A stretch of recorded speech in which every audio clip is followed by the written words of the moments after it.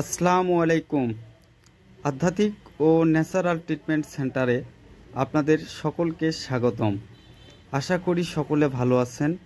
আলহামদুলিল্লাহ, আল্লাহর অশেষ মেহেরবানি ও করুণায় আমি বেশ ভালো আছি।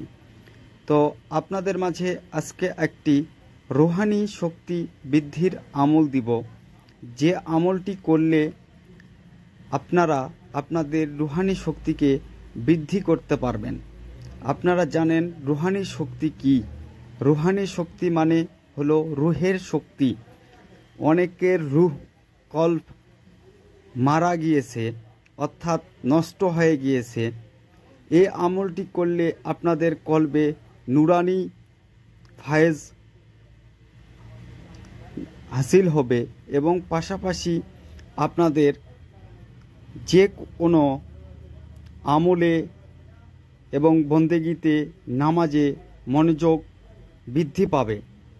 আমার আজকের এই শিখানো আমলটি যদি আপনারা করতে পারেন তাহলে ইনশাআল্লাহ আপনাদের রুহানি শক্তি এতটাই বৃদ্ধি পাবে যে আপনারা নিজেরাই তা বুঝতে পারবেন এবং অনুভব করতে পারবেন।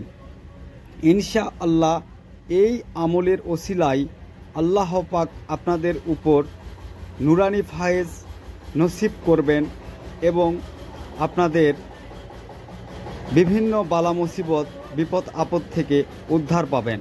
এবং এটি কন্টিনিউ যদি আপনারা করতে পারেন তাহলে আপনাদের রোগ ব্যাধি বালা মুসিবত থেকে আপনারা ইনশাআল্লাহ আল্লাহর ফজল ও করমে আপনারা রক্ষা পাবেন। তো ভিডিও আমি বড় করব না, আপনাদেরকে বলবো যারা আমাদের এই চ্যানেলটিতে নতুন, আমাদের এটি ছোট্ট চ্যানেল এবং নতুন চ্যানেল, অবশ্যই আমাদের চ্যানেলটি সাবস্ক্রাইব করবেন এবং পাশাপাশি লাইক কমেন্ট করে শেয়ার করে দিবেন। আমাদের এই চ্যানেলটিতে যে কোনো প্রকার আধ্যাত্মিক সাধনা, আধ্যাত্মিক শক্তি, রুহানি শক্তি সহকারে সুফি তত্ত্ব নিয়ে এবং যে কোনো প্রকার ন্যাচারাল ট্রিটমেন্ট নিয়ে কথা বলা হবে এবং যা আপনাদের উপকারে লাগবে সে বিষয়ে আমরা ভিডিও তৈরি করব। তো এখন আমি আপনাদেরকে বিস্তারিতভাবে আমলের নিয়ম প্রণালী সম্পর্কে বলে দিব, আপনারা সেই নিয়ম অনুযায়ী করবেন। এই আমলটি করতে গেলে অবশ্যই আপনাদেরকে নামাজে পাবন্দি হতে হবে এবং আপনাদেরকে শরিয়া আইন মেনে চলতে হবে। এটি একটি খুবই আধ্যাত্মিক এবং মারাত্মক শক্তিধর আমল। যারা এ যাবৎ পর্যন্ত এই আমলটি করেছেন তারা প্রত্যেকেই সুফল লাভ করেছেন। এই আমলটি করতে হবে শুধুমাত্র আল্লাহর একটি নাম দিয়ে। এই আমলটি আপনারা কিভাবে করবেন? এই আমলটি দুইভাবে করা যায়। এই আমলটি করা যায় একভাবে, প্রথমত তাহাজ্জুদের নামাজের পর নির্জন স্থানে বসে আল্লাহর দিকে মোতাজ্জ হয়ে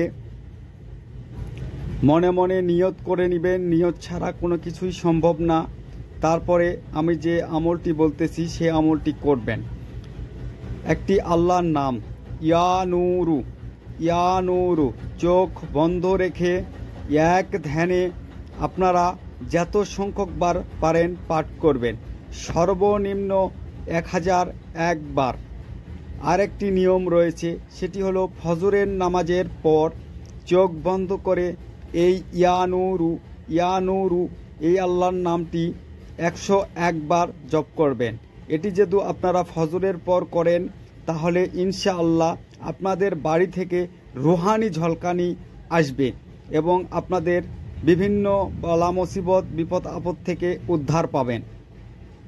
আর আমি যে আমলটি এর আগে আপনাদেরকে বললাম তাহাজ্জুদের নামাজের পর, এটি যদি আপনারা কন্টিনিউ 40 থেকে 41 দিন করতে পারেন ইনশাআল্লাহ আপনাদের রুহানি তাকত অনেক গুণে বেড়ে যাবে।